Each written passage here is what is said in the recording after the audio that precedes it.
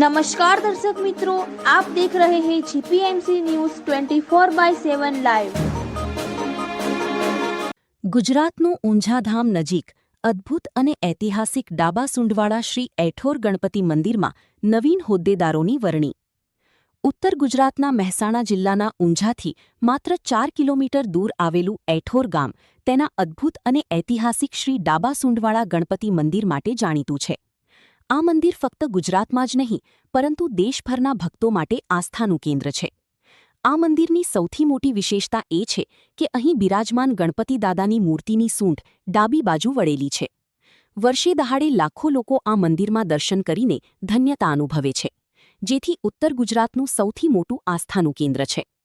તાજેતરમાં એઠોર ગણપતિ મંદિર સંસ્થાનની યોજાયેલી કારોબારી સભામાં નવીન હોદ્દેદારોની વરણી કરવામાં આવી હતી, જેમાં પ્રમુખપદે પટેલ રજનીકાંત નટવરલાલ તથા ઉપપ્રમુખપદે પટેલ હાર્દિકકુમાર નટવરલાલની તેમજ માનદ મંત્રીપદે પટેલ રાહુલકુમાર કરશનભાઈ બિનહરીફ વરણી કરવામાં આવી હતી।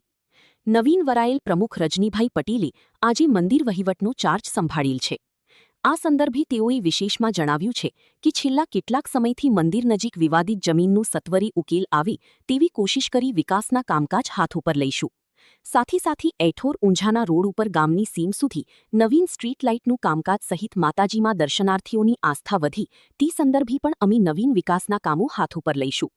તાજેતરમાં મંદિર ભોજનાલયમાં પણ રોટલી બનાવવાનું નવીન મશીન પણ દાતાશ્રીના સહકારથી લાવીને સેવાકીય કામગીરી શરૂ કરેલ છે।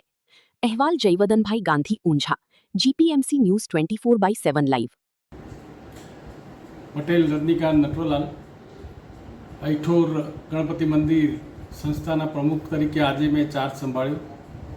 હવે અમે આમ તો ટ્રસ્ટી તરીકે છેલ્લા 3 મહિનાથી હું કામગીરી કરતો હતો।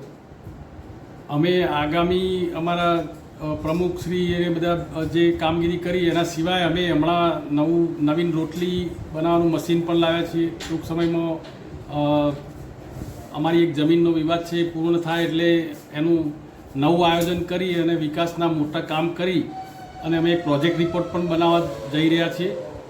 એ તૈયાર થયા પછી અમે ઊંઝા વિસનગર રોડ ઉપર જે અમારી ગામની સીમમાં છે ત્યાં સ્ટ્રીટ લાઇટ નાખવા માટેની પણ વ્યવસ્થા કરી એટલે યાત્રીઓને જે તકલીફ પડે છે ચાલતા એ પણ ના પડે એના પર અમે ધ્યાન રાખી રહ્યા છીએ અને ઉત્તરોત્તર નવું કામગીરી થાય એ માટે અમે તત્પર છીએ અને તમામ ટ્રસ્ટી મંડળ એમાં અમને સાથ સહકાર આપશે અને ગામજનો પણ અમને સાથ સહકાર આપશે એવી અમને આશા છે।